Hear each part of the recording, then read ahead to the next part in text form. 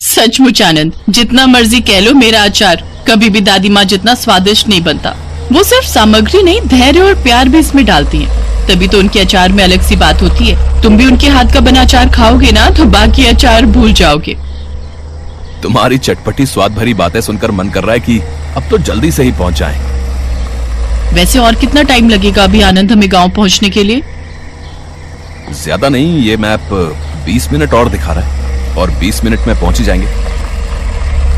राधिका मुंबई में नौकरी करती थी। वहीं उसकी शादी आनंद के साथ हुई थी। राधिका के माता पिता नहीं थे।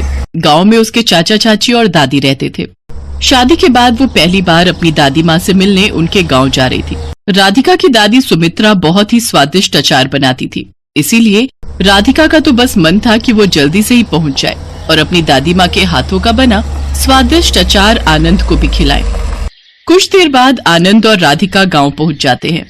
सुमित्रा अपनी पोती राधिका को देखकर बहुत खुश होती है। दादी माँ, आज भी ये घर आपके हाथों के बने अचार के मसालों की खुशबू से महक रहा है। अरे बेटी, तो लो, ये लो ना, ये मैंने कच्चे आम तोड़कर पिछले दिनों ही ताजा ताजा अचार डाला है। इसका स्वाद आनंद बेटा तुम्हें भी बहुत पसंद आएगा। गरम गरम नमक मिर्च के पराठे और मक्खन के साथ खाओ। ये लो बेटा, चने दाल की खिचड़ी थोड़ी और लो। बस दादी माँ, पेट फुल हो गया मेरा तो। आपके इतनी तरह के स्वादिष्ट अचारों ने तो बहुत ही स्वाद ला दिया। माँ जी, जरा इधर आना। राधिका, तुम्हारी चाची बुला रही है, मैं अभी आती हूँ। हाँ बहू, बोलो, कुछ काम था? ऐसा है माँ जी, बड़े भैया भाभी तो अब इस दुनिया में रहे नहीं। राधिका शादी के बाद पहली बार अपने पति के साथ हमारे घर आई है। खबरदार, अगर इसे 100 रुपए शगुन से ऊपर दिए तो। हमारे पास कोई फालतू के पैसे नहीं है। आपका कोई भरोसा नहीं है। आप तो अपनी बड़ी पोती को कुछ भी उठाकर दे दोगी। अरे मेरी भी 2 बेटियां बैठी हैं, उनका भी ब्याह करना है, इसका क्या है? एक बार आदत पड़ गई तो रोज मुंह उठाकर गांव आ जाएगी। हाँ माँ, पहले ही राधिका की शादी में हम बहुत खर्चा कर चुके हैं। अब ये शादी के बाद अचानक मिलने आ जाएगी, कुछ तो सोचती, क्या पता था। और तुम भी पता नहीं क्या क्या उनके सामने रखे जा रही हो। अभी बस भी करो। और हाँ, ज्यादा रोकने की जरूरत नहीं है। बोल देना कि हमें कहीं जाना है, अपने आप शाम तक चले जाएंगे। कैसी बातें कर रहे हो तुम दोनों? तेरे बड़े भैया भाभी अब इस दुनिया में नहीं है, तो सुरेश बेटा, कम से कम माता पिता बनकर तुम दोनों पहली बार आए बेटी दामाद का सम्मान तो करो। अरे कर तो रहे हैं मान सम्मान। किस सम्मान की बात कर रही हो? माँ जी, तुम यहाँ रहती हो, तुम्हारा पहले बोझ कम है जो अपने मरे हुए बेटा बहू के बच्चों को भी बुलाती रहती हो। अरे हमने ही थोड़ी ठेका लिया हुआ है, तुम्हें भी पाले और तुम्हारे बच्चे के बच्चों को भी देखे। अभी राधिका की चाची बोल ही रही थी कि राधिका कमरे में आ जाती है। राधिका सारी बातें सुन चुकी थी। अब वो गुस्से में थी। बस चाची, अब और नहीं, आपने दादी को बहुत सुना लिया। अरे दादी और कहाँ जाएंगी अगर अपने बच्चों के घर नहीं रुकेंगी? क्या हुआ, मेरे मम्मी पापा दुनिया में नहीं है तो? मैं अभी जिंदा हूँ, मैं दादी को अपने साथ लेकर जाऊंगी। अब दादी आपके साथ नहीं रहेंगी। चलो दादी माँ, आप अपना सामान पैक करो, आप हमारे साथ आज ही शहर चलोगे। हाँ हाँ, ले जाएगी तो अपने माँ बाप पर ही, जैसे वो अकड़ में रहते थे। वैसे तू भी अकड़ में रहती है। पैसे वाला लड़का मिल गया ना तुझे, इसलिए इतना बोल रही है। अरे तुम रहने दो जी, इतनी अकड़ में अगर ले जाना चाह रही है तो ले जाने दो ना, देखना 2 दिन बाद वापस आ जाएंगी। सुमित्रा ने बिल्कुल भी नहीं सोचा था कि राधिका और आनंद पहली बार आएंगे और उसके चाचा चाची उसके साथ ऐसा व्यवहार करेंगे। सुमित्रा और राधिका फूट फूट कर रोने लगती हैं। अब राधिका नहीं चाहती थी कि उसकी दादी गांव में इस हालत में रहे, इसलिए राधिका और आनंद ने तुरंत फैसला लिया कि दादी माँ को अपने साथ शहर ले जाएं। और फिर सुमित्रा राधिका और आनंद के साथ शहर आ गई। शहर में सुमित्रा को सुकून था क्योंकि उसकी पोती राधिका और दामाद उसकी बहुत देखभाल करते थे। दादी माँ, अब आप हमारे साथ रहोगे। वैसे आपके हाथ का टेस्टी टेस्टी अचार यहाँ भी खाने को मिलेगा, क्यों आनंद? हाँ राधिका, वो तो है। दादी माँ, मेरे भी अपने बड़े मेरे साथ नहीं है। आज आपको पाकर मेरी भी ये इच्छा पूरी हो गई। थैंक यू दादी माँ। जीते रहो मेरे बच्चों। सुमित्रा बहुत खुश थी। वो अपनी पोती और दामाद के लिए अचार बनाने की तैयारी करती है। राधिका सुमित्रा को बाजार लेकर जाती है। सुमित्रा अपने हिसाब से अचार के आम खरीद लेती है। घर आकर सुमित्रा ने अचार डालने की तैयारी शुरू कर दी। उसने आमों को धोकर काट कर धूप में सूखने के लिए रख दिया। अब मसाला तैयार करने का समय हो गया था। सुमित्रा ने लाल मिर्च पाउडर, हल्दी और नमक मसालों में मिलाया और सबको पीसकर दरदरा मिश्रण बना लिया। दादी माँ, ये देखिए, ये आम धूप में सूख गए हैं। बस तो फिर इन आमों में ये सारे मसाले और सरसों का तेल मिला देंगे। ध्यान रहे बिटिया कि प्रत्येक टुकड़े पर अच्छी तरह से मसाला लगा हो। इसे अच्छे से मिला लो। राधिका, याद रखो बिटिया, तेल को अचार के सभी टुकड़ों पर ढकना चाहिए। तेल अचार को खराब होने से बचाता है। फिर इस अचार को केवल समय की आवश्यकता है। बस अब इसे एक बड़े कांच के जार में डालकर कसकर बंद कर दिया। अब इसे कम से कम 1 सप्ताह तक रखा जाना चाहिए। बस इसे धूप दिलाते रहो और अगर तेल कम हो तो 3-4 दिन बाद और डाल देंगे। सुमित्रा ने आम का अचार तैयार करके रख दिया। राधिका की कुछ सहेलियां उससे मिलने आई हुई थीं। राधिका ने सभी को मठरी के साथ अचार दिया। राधिका, ये तो बहुत ही टेस्टी अचार है, कहाँ से मंगाया, मुझे भी बताओ। हाँ, अचार वाकई में बहुत स्वादिष्ट है। किसी न्यू ब्रांड का है क्या राधिका? हाँ, न्यू ब्रांड ही समझ लो। ये मेरी दादी का अचार है। मेरी दादी अचार बनाने में बहुत एक्सपर्ट हैं। अच्छा अच्छा, दादी जी, आपने ये अचार बनाया है, ये तो बहुत टेस्टी है। सच, ऐसा अचार मेरे घर पर भी सबको मिल जाए तो बात ही बन जाए। मेरे घर में सब अचार बहुत पसंद करते हैं। क्या आप मेरे लिए अचार डाल सकते हो? मेरे लिए भी दादी माँ, अगर आप अचार डाल दो। मैंने कई बार डालने की कोशिश की पर मेरे हाथ का अचार खराब हो जाता है, रुकता ही नहीं। मम्मी कहती है कि किसी किसी के हाथ का अचार नहीं रुकता है। अगर आप मेरे लिए डाल दो तो मेरी बहुत हेल्प हो जाएगी। हाँ हाँ बच्चों, क्यों नहीं। आजकल तो वैसे भी अचार के आम का सीजन है। मैं तुम सब के लिए अचार डाल दूंगी, बस मुझे कुछ दिनों का वक्त दो। अपनी सहेलियों की बातें राधिका ध्यान से सुन रही थी। तभी उसके मन में विचार आया कि क्यों ना दादी के अचार को व्यापार में बदल दिया जाए, जिससे दादी को खुशी मिलेगी और उनके काम को पहचान। दादी माँ, मैंने और आनंद ने सोचा है हम आपके अचार को घर घर पहुंचाएंगे। दादी का अचार अब हर घर पहुंचेगा। हाँ दादी माँ, आपके बनाए अचार की तारीफ बहुत लोग करते हैं, तो क्यों ना आपके हाथों के अचार को एक नई पहचान मिले। राधिका और आनंद की बातें सुनकर सुमित्रा की आंखों में खुशी के आंसू आ जाते हैं। जिस सुमित्रा की उसके छोटा बेटा बहू ने कदर नहीं की, आज बड़े बेटा बहू की बेटी, उसकी पोती और दामाद उसकी कितनी मदद कर रहे हैं, उसे कितना सम्मान दे रहे हैं, ये उसे दिखाई दे रहा था। और फिर सुमित्रा के अचार को पहचान मिली। दादी का अचार हर घर पहुंचा, जिसका सारा श्रेय राधिका और आनंद को जाता था।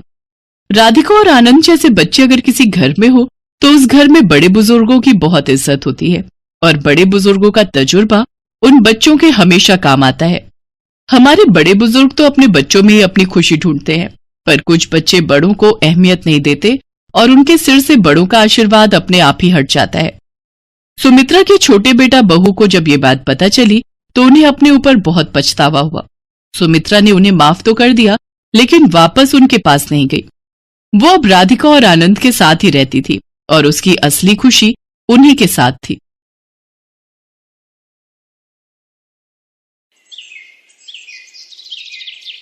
बीना और चंदर आजादपुर मंडी में साफ सफाई और मेहनत मजदूरी करके अपना पेट पालते थे। शादी के तकरीबन 2 साल बाद बीना गर्भवती हुई। दोनों ही पति पत्नी इस बात से बहुत खुश थे और बेसब्री से नए मेहमान के आने का इंतजार कर रहे थे, लेकिन होनी को शायद कुछ और मंजूर था। एक शाम जब दोनों काम से घर लौट रहे थे तो रास्ते में रेल पटरी क्रॉस करते वक्त चंदर का पैर पटरी में फंस गया। अरे अरे ये मेरा पैर, अरे ये क्या हो गया जी? जल्दी जल्दी पैर निकालने की कोशिश कीजिए। कोशिश तो कर रहा हूँ बीना, लेकिन ये निकल ही नहीं रहा। बीना भी उसकी मदद करने की कोशिश करती है, लेकिन उसका पैर बाहर नहीं निकल पाता। तभी उन्हें ट्रेन की आवाज आती है। जल्दी कीजिए जी, ट्रेन आ रही है। बीना, मुझे लगता है कि मेरा जाने का वक्त आ गया। तुम जाओ यहाँ से और अपना और मेरे बच्चे का ध्यान रखना। मुझे भागे को अपने बच्चे का मुंह देखे बिना ही इस दुनिया से जाना होगा।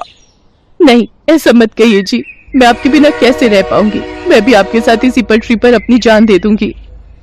नहीं, हमारे बच्चे के लिए तुम्हें जीना होगा बीना। अब जाओ यहाँ से, तुम्हें हमारे होने वाले बच्चे की कसम। जैसे ही बीना पटरी से दूर जाती है तभी ट्रेन आकर विनोद को पल भर में ही काट देती है। बीना की आंखों के सामने उसके पति की मौत हो जाती है। एक ही पल में उसकी हंसती खेलती दुनिया उजड़ जाती है और वो एक विधवा बन जाती है। चंदर के जाने के बाद बीना बिल्कुल अकेली हो चुकी थी। अब वो अकेली ही मंडी जाती और मेहनत मजदूरी करती और उससे जो कमाई होती उससे अपना पेट भरने लगती है। एक दिन बीना घनश्याम को कुछ प्याज फेंकते हुए देख रही थी। अरे घनश्याम भैया, ये आप क्या कर रहे हैं? कुछ नहीं बहन, जो प्याज खराब हो गए हैं उन्हें अलग करके फेंक रहा हूँ। भैया अगर आपको कोई प्रॉब्लम ना हो तो जो प्याज आप फेंक रहे हो वो आप मुझे दे दो, वो मुझ गरीब के काम आ जाएंगे। लेकिन बीना बहन, इन आधे सड़े गले प्याजों का आखिर तुम क्या करोगी? वो मैं आपको बाद में बताऊंगी, फिलहाल आप ये खराब प्याज मुझे दे दीजिए। ठीक है बहन, ले जाओ, वैसे भी ये मेरे किसी काम के नहीं। इसके बाद बीना उन खराब प्याजों को एक थैले में भर लेती है और शाम को अपने साथ घर ले आती है और उसमें से थोड़े ठीक प्याजों को अलग करके रख लेती है और जिनकी हालत ज्यादा ही खराब थी उन्हें अपने घर के बाहर बनी क्यारी में बो देती है। अगले दिन सुबह काम पर जाने से पहले बीना साफ छाटे हुए प्याजों को काटकर आटे में मिलाती है और साथ ही नमक, हरी मिर्च और अजवाइन डालकर उस आटे को गूंथ लेती है। खुद नाश्ता करके वो कुछ पराठे घनश्याम के लिए भी पैक करके ले जाती है। ये लो घनश्याम भैया, आपसे जो कल प्याज लेकर गई थी उनसे मैंने प्याज के पराठे बनाए हैं, जरा आप भी चख कर देखो। रोज दाल चावल खाकर आप बोर हो गए होंगे ना? बीना बहन, हम गरीबों के नसीब में तो दाल चावल और सूखी रोटी ही होती है, भला उससे भी क्या नाराज होना। अच्छा लाओ, तुम इतने प्यार से प्याज के पराठे बनाकर लाई हो तो खाकर देखता हूँ। घनश्याम को बीना के हाथ के बने प्याज के पराठे बहुत पसंद आते हैं। ऐसे ही कुछ समय बीत जाता है। बीना को अब 7वां महीना लग गया था, जिस वजह से वो मजदूरी नहीं कर पा रही थी, जिस वजह से उसके घर खाने पीने की तंगी हो गई थी। ऐसे ही एक रोज जब वो खाना बनाने जाती है तो देखती है कि राशन के सभी डिब्बे खाली हैं। हे भगवान, एक बार को मैं तो भूखी रह लूंगी, लेकिन मेरे अंदर पल रही ये नन्ही जान कैसे भूखी रहेगी? इस हालत में तो कोई मुझे काम भी नहीं दे रहा, अब क्या करूं? हाँ, याद आया, अपनी जमीन में थोड़े प्याज उगाए थे ना, क्यों ना उनको निकाल लूं, वो अब पूरी तरह पक गए होंगे। बीना उन प्याजों को निकालती है और पड़ोस से थोड़ा आटा उधार मांग कर ले आती है। उसके बाद स्वादिष्ट प्याज के पराठे बनाती है। उसके पराठों की खुशबू को सूंघते हुए उसकी पड़ोसन आरती वहाँ पहुँच जाती है। अरे वाह बीना, तेरे घर से तो बड़ी ही अच्छी खुशबू आ रही है, आखिर क्या बनाया है तूने? कुछ नहीं बहन, ये प्याज के पराठे बनाए हैं, लो तुम भी खाकर बताओ कैसे बने हैं। वाह वाह वाह, क्या स्वाद है बीना तेरे हाथों में। अरे इतने अच्छे पराठे तो ढाबे वाला भी नहीं बना पाता। मैं तो कहती हूँ तू प्याज के पराठे का एक ठेला लगाकर बेच और पैसे कमा। जब ऊपर वाले ने तुझे इस हुनर से नवाजा है कि तू इतना अच्छा खाना बना लेती है तो इसका फायदा उठा। उसकी बात बीना को सही लगी और वो मदद के लिए घनश्याम के पास जाती है। घनश्याम के पास एक पुराना ठेला था जिस पर वो गलियों में जाकर प्याज बेचता था, लेकिन जब उसने मंडी में खुद की दुकान ले ली तब से वो ठेला बेकार ही खड़ा रहता था। घनश्याम वो ठेला बीना को देने के लिए तैयार हो जाता है। घनश्याम शाम को अपना पुराना ठेला लेकर बीना के घर पहुंचता है। ये लो बीना बहन, इसकी मरम्मत मैंने करवा दी है, अब तुम इसका इस्तेमाल कर सकती हो। आपका बहुत बहुत शुक्रिया घनश्याम भैया, आपका ये एहसान मैं कभी नहीं भूलूंगी। अगले दिन सुबह जल्दी उठकर बीना सारी तैयारी कर लेती है और मंडी में जाकर अपने प्याज के पराठों का ठेला लगा लेती है। लेकिन काफी देर तक जब कोई ग्राहक नहीं आता तो वो सोचती है, हे भगवान, दिन ढलने को आ गया लेकिन अभी तक एक भी ग्राहक नहीं आया। अगर ऐसे ही चलता रहा तो मैं अपने होने वाले बच्चे को क्या खिलाऊंगी? लगता है अब बिजनेस चलाने के लिए कोई तरकीब लगानी होगी। एक काम करती हूँ, कम दाम करके बेचती हूँ। एक बार मेरे पराठों का स्वाद सबकी जुबान पर चढ़ गया तो वो कहीं और जा ही नहीं पाएगा। इतना सोचकर बीना आधे दाम में प्याज के पराठे बेचने लगती है। कम दाम में बहुत सारे लोग बीना के पराठे खाने लगे। कुछ दिन बीना ने सबको कम दाम पर ही पराठे बेचे, लेकिन फिर जब उसके ग्राहक बढ़ गए तो उसने रेट बढ़ा दिए। लेकिन तब तक वो पूरी मंडी में प्याज के पराठों वाली के नाम से मशहूर हो चुकी थी। कुछ ही दिनों में उसकी अच्छी खासी कमाई होने लगी थी। वो भगवान के आगे हाथ जोड़कर बोलती है, हे भगवान, तेरी कृपा से और कुछ अच्छे लोगों की मदद से मेरा काम बहुत अच्छा चल पड़ा है और मैं अच्छी खासी कमाई कर लेती हूँ। बस मुझ पर ऐसी ही अपनी कृपा दृष्टि रखना ताकि मैं अपने बच्चे को एक अच्छी जिंदगी दे सकूं। कुछ ही दिनों में बीना खुद का ढाबा खोल लेती है। अब उसकी खूब अच्छी कमाई होने लगी थी। उसका काम और बढ़ गया था, इसलिए उसने अपनी मदद के लिए 2 लाचार औरतों को रख लिया था। बीना की डिलीवरी का समय भी आ गया और उसने एक बेटे को जन्म दिया। महीने भर का रेस्ट लेने के बाद वो वापस काम पर जाने लगी और अपने साथ अपने बच्चे को भी ले जाती। अब वो काम संभालने के साथ साथ अपने बच्चे की भी अच्छी परवरिश करने लगी और खुशी खुशी उसके साथ रहने लगी।